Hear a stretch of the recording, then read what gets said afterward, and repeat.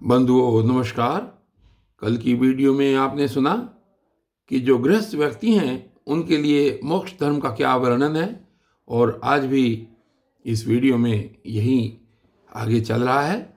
और देखिए आगे क्या कहते हैं इसमें, कल की वीडियो से आगे इस श्रीमद् भागवत महापुराण में, कि आत्मज्ञान के द्वारा जिसकी सारी वासनाएं निर्मूल हो गई हैं और जिसने अपने आत्मा को पर ब्रह्म स्वरूप जान लिया है, वह किस विषय की इच्छा और किस भोक्ता की तृप्ति के लिए इंद्रिय लोलुप होकर अपने शरीर का पोषण करेगा। उपनिषदों में कहा गया है कि शरीर रथ है, इंद्रियां घोड़े हैं, इंद्रियों का स्वामी मन लगाम है, शब्द आदि विषय मार्ग हैं, बुद्धि सारथी है, चित्त ही भगवान के द्वारा निर्मित बांधने की विशाल रस्सी है, 10 प्राण धुरी हैं, धर्म और अधर्म पहिए हैं, और इनका अभिमानी जीव रथी कहा गया है। ओंकार ही उस रथी का धनुष है, शुद्ध जीवात्मा बाण और परमात्मा लक्ष्य है। इस ओंकार के द्वारा अंतरात्मा को परमात्मा में लीन कर देना चाहिए। और आगे कहते हैं कि राग द्वेष लोभ शोक मोह भय मद मान अपमान, दूसरों के गुणों में दोष निकालना, छल हिंसा, दूसरे की उन्नति देखकर जलना, तृष्णा प्रमाद भूख और नींद, ये सब और ऐसे ही जीवों के और भी बहुत से शत्रु हैं। उनमें रजोगुण और तमोगुण प्रधान वृत्तियां अधिक हैं, कहीं कहीं कोई सत्वगुण प्रधान ही होती हैं। यह मनुष्य शरीर रूप रथ जब तक अपने वश में है और इसके इंद्रिय मन आदि सारे साधन अच्छी दशा में विद्यमान हैं, तभी तक श्री गुरुदेव के चरण कमलों की सेवा पूजा से शान धराई हुई ज्ञान की तीखी तलवार लेकर भगवान के आश्रय से इन शत्रुओं का नाश करके अपने स्वराज्य सिंहासन पर विराजमान हो जाए, और फिर अत्यंत शांत भाव से इस शरीर का भी परित्याग कर दे। नहीं तो तनिक भी प्रमाद हो जाने पर ये इंद्रिय रूप दुष्ट घोड़े और उनसे मित्रता रखने वाला बुद्धि रूप सारथी रथ के स्वामी जीव को उल्टे रास्ते ले जाकर विषय रूपी लुटेरों के हाथों में डाल देंगे। वे डाकू सारथी और घोड़ों के सहित इस जीव को मृत्यु से अत्यंत भयावने घोर अंधकार में संसार के कुएं में गिरा देंगे।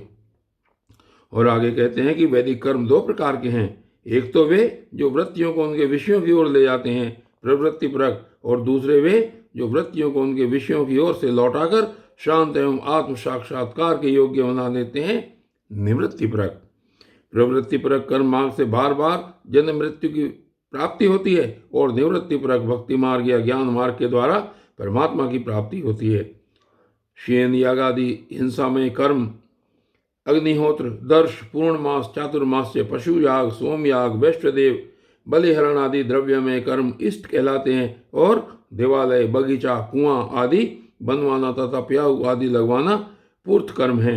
ये सभी प्रवृत्ति परक कर्म हैं और सकाम भाव से युक्त होने पर अशांति के ही कारण बनते हैं। प्रवृत्ति प्रायण पुरुष मरने पर चरु प्रोढ़ादाशी यज्ञ संबंधी द्रव्यों के सूक्ष्म भाग से बना हुआ शरीर धारण कर धूमाभिमानी देवताओं के पास जाता है। फिर क्रमशः रात्रि कृष्ण पक्ष और दक्षिणायन के अभिमानी देवताओं के पास जाकर चंद्रलोक में पहुंचता है। वहां से भोग समाप्त होने पर अमावस्या के चंद्रमा के समान क्षीण होकर वृष्टि द्वारा क्रम से औषधि लता अन्न और वीर्य के रूप में परिणत होकर पितृयान मार्ग से पुनः संसार में ही जन्म लेता है। और आगे कहते हैं कि युधिष्ठिर गर्भाधान से लेकर अंत्येष्टि पर्यंत संपूर्ण संस्कार जिनके होते हैं उनको द्विज कहते हैं। उनमें से कुछ तो पूर्वोक्त प्रवृत्ति मार्ग का अनुष्ठान करते हैं और कुछ आगे कहे जाने वाले निवृत्ति मार्ग का। निवृत्ति प्रायण पुरुष ईष्ट पूर्त आदि कर्मों से होने वाले समस्त यज्ञों को विषयों का ज्ञान कराने वाले इंद्रियों में हवन कर देता है। इंद्रियों को दर्शनादि संकल्प रूप मन में वैगारिक मन को परावाणी में और परावाणी को वर्ण समुदाय में, वर्ण समुदाय को ओ ऊ में, इन 3 स्वरों के रूप में रहने वाले ओंकार में, ओंकार को बिंदु में, बिंदु को नाद में, नाद को सूत्रात्मा रूप प्राण में तथा प्राण को ब्रह्म में लीन कर देता है। वह निवृत्ति निष्ठ ज्ञानी क्रमशः अग्नि सूर्य दिन सायकाल शुक्ल पक्ष पूर्णमासी और उत्तरायण के अभिमानी देवताओं के पास जाकर ब्रह्मलोक में पहुंचता है, और वहां के भोग समाप्त होने पर वह स्थूलोपाधिक विश्व अपनी स्थूल उपाधि को सूक्ष्म में लीन करके सूक्ष्मोपाधिक तेजस हो जाता है। फिर सूक्ष्म उपाधि को कारण में लय करके कारणोपाधिक प्राज्ञ रूप से स्थित होता है। फिर सबके साक्षी रूप से सर्वत्र अनुगत होने के कारण साक्षी के ही स्वरूप में कारणोपाधि का लय करके तुरीय रूप से स्थित होता है। इस प्रकार दृश्यों का लय हो जाने पर वह शुद्ध आत्मा रह जाता है। यही मोक्ष पद है। इसे देवयान मार्ग कहते हैं। इस मार्ग से जाने वाला आत्मोपासक संसार की ओर से निवृत्त होकर क्रमशः एक से दूसरे देवता के पास होता हुआ ब्रह्मलोक में जाकर अपने स्वरूप में स्थित हो जाता है। वह प्रवृत्ति मार्गी के समान फिर जन्म मृत्यु के चक्कर में नहीं पड़ता। ये पितृयान और देवयान दोनों ही वेदोक्त मार्ग हैं। जो शास्त्रीय दृष्टि से इन्हें तत्वतः जान लेता है वह शरीर में स्थित रहता हुआ भी मोहित नहीं होता। पैदा होने वाले शरीरों के पहले भी कारण रूप से और उसका अंत हो जाने पर भी उनकी अवधि रूप से जो स्वयं विद्यमान रहता है, जो भोग रूप से बाहर और भोक्ता रूप से भीतर है, तथा ऊंच और नीच, जानना और जानने का विषय, प्राणी और वाणी का विषय, अंधकार और प्रकाश आदि वस्तुओं के रूप में जो कुछ भी उपलब्ध होता है वह सब स्वयं यह तत्ववेदता ही है। इसी से मोह उसका स्पर्श नहीं कर सकता। दर्पण आदि में दिख पड़ने वाला प्रतिबिंब विचार युक्ति से बाधित है, उसका उनमें अस्तित्व है ही नहीं, फिर भी वस्तु के रूप में तो वह दिखता ही है। वैसे ही इंद्रियों के द्वारा दिखने वाला वस्तुओं का भेदभाव भी विचार युक्ति और आत्मानुभव से असंभव होने के कारण वस्तुतः न होने पर भी सत्य सा प्रतीत होता है। पृथ्वी आदि पंचभूतों से इस शरीर का निर्माण नहीं हुआ है। वास्तविक दृष्टि से देखा जाए तो न तो वह उन पंचभूतों का संगात है और न विकार या परिणाम ही, क्योंकि यह अपने अवयवों से न तो पृथक है और न उसमें अनुगत ही है, अतएव मिथ्या है। इस प्रकार शरीर के कारण रूप पंचभूत भी अवयवी होने के कारण अपने अवयवों सूक्ष्म भूतों से भिन्न नहीं है, अवयव रूप ही हैं। जब बहुत खोजबीन करने पर भी अवयवों के अतिरिक्त अवयवी का अस्तित्व नहीं मिलता, वह असत्य सिद्ध होता है, तब अपने आप ही यह सिद्ध हो जाता है कि ये अवयव भी असत्य ही है। जब तक अज्ञान के कारण एक ही परम तत्व में अनेक वस्तुओं के भेद मालूम पड़ते रहते हैं, तब तक यह भ्रम भी रह सकता है कि जो वस्तुएं पहले थी वे अब भी हैं, और स्वप्न में भी जिस प्रकार जागृत स्वप्न आदि अवस्थाओं के अलग अलग अनुभव होते ही हैं तथा उनमें भी विधि निषेध के शास्त्र रहते हैं, वैसे ही जब तक इन भिन्नताओं के अस्तित्व का मोह बना हुआ है तब तक यहाँ भी विधि निषेध के शास्त्र हैं ही। जो विचारशील पुरुष स्वानुभूति से आत्मा के त्रिविध अद्वैत का साक्षात्कार करते हैं, वे जागृत, स्वप्न, सुषुप्ति और दृष्टा, दर्शन तथा दृश्य के भेद रूप स्वप्न को मिटा देते हैं। ये अद्वैत तीन प्रकार के हैं, भावाद्वैत, क्रियाद्वैत और द्रव्याद्वैत।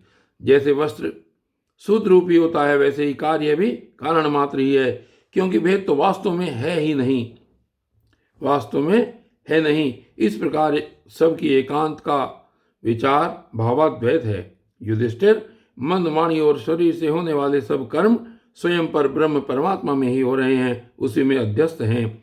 इस भाव से समस्त कर्मों को समर्पित कर देना क्रियाद्वैत है। स्त्री पुत्र आदि सगे संबंधी एवं संसार के अन्य समस्त प्राणियों के साथ अपने स्वार्थ और भोग एक ही हैं, उनमें अपने और पराये का भेद नहीं है। इस प्रकार का विचार द्रव्याद्वैत है। युधिष्ठिर, जिस पुरुष के लिए जिस द्रव्य को जिस समय जिस उपाय से जिससे ग्रहण करना शास्त्राज्ञा के विरुद्ध न हो, उसे उसी से अपने सब कार्य संपन्न करने चाहिए। आपत्ति काल को छोड़कर इनसे अन्यथा नहीं करना चाहिए। महाराज, भगवत भक्त मनुष्य वेद में कहे हुए इन कर्मों के तथा अन्यान्य स्वकर्मों के अनुष्ठान से घर में रहते हुए भी श्री कृष्ण की गति को प्राप्त कर सकता है। घर में रहते हुए भी श्री कृष्ण की गति को प्राप्त करता है।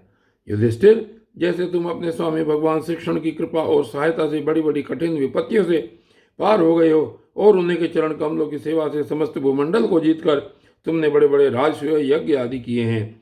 पूर्व जन्म में, इसके पहले के महाकल्प में, मैं एक गंधर्व था। मेरा नाम था उपबरहण और गंधर्वों में मेरा बड़ा सम्मान था। मेरी सुंदरता, सुकुमारता और मधुरता अपूर्व थी। मेरे शरीर में से सुगंधें निकला करती और देखने में मैं बहुत अच्छा लगता। स्त्रियां मुझसे बहुत प्रेम करती और मैं सदा प्रमाद में ही रहता। मैं अत्यंत विलासी था। एक बार देवताओं के यहाँ ज्ञान सत्र हुआ, उसमें बड़े बड़े प्रजापति आए थे। भगवान की लीला का गान करने के लिए उन लोगों ने गंधर्व और अप्सराओं को बुलवाया। मैं जानता था कि वह संतों का समाज है और वहाँ भगवान की लीला का ही गान होता है। फिर भी मैं स्त्रियों के साथ लौकिक गीतों का गान करता हुआ उन्मत्त की तरह वहां जा पहुंचा।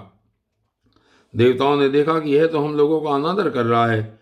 उन्होंने अपनी शक्ति से मुझे शाप दे दिया कि तुमने हम लोगों की अवहेलना की है, इसलिए तुम्हारी सारी सौंदर्य संपत्ति नष्ट हो जाए और तुम शीघ्र ही शुद्र हो जाओ।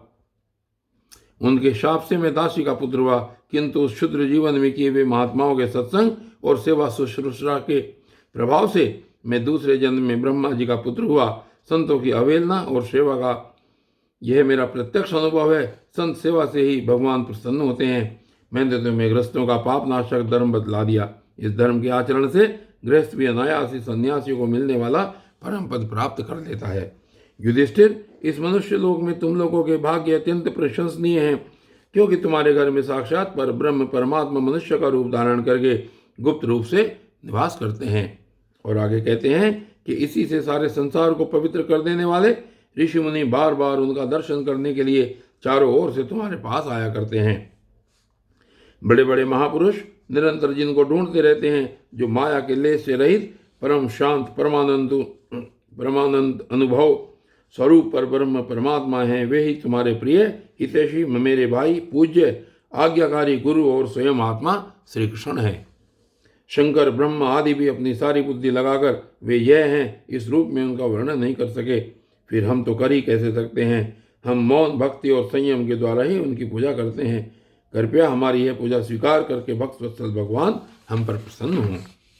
श्री सुखदेव जी कहते हैं, परीक्षित, देवर्षि नारद का यह परम प्रवचन सुनकर राजा युधिष्ठिर को अत्यंत आनंद हुआ। उन्होंने प्रेम विवल होकर देवर्षि नारद और भगवान श्री कृष्ण की पूजा की। देवर्षि नारद भगवान श्री कृष्ण और राजा युधिष्ठिर से विदा लेकर और उनके द्वारा सत्कार पाकर चले गए। भगवान श्री कृष्ण ही पर ब्रह्म है, यह सुनकर युधिष्ठिर के आश्चर्य की सीमा न रही। परीक्षित, इस प्रकार मैंने तुम्हें दक्ष पितरियों के वंशों का अलग अलग वर्णन सुनाया। उन्हीं के वंश में देवता, असुर, मनुष्य आदि और संपूर्ण चराचर की सृष्टि हुई है। और बंधुओं, आज की वीडियो में बस इतना ही। और आपको मैं अवगत करा दूं कि आज की इस वीडियो के साथ ही इस प्रथम खंड का सप्तम स्कंद समाप्त हो चुका है और कल से अष्टम स्कंद प्रारंभ होगा। तब तक के लिए धन्यवाद।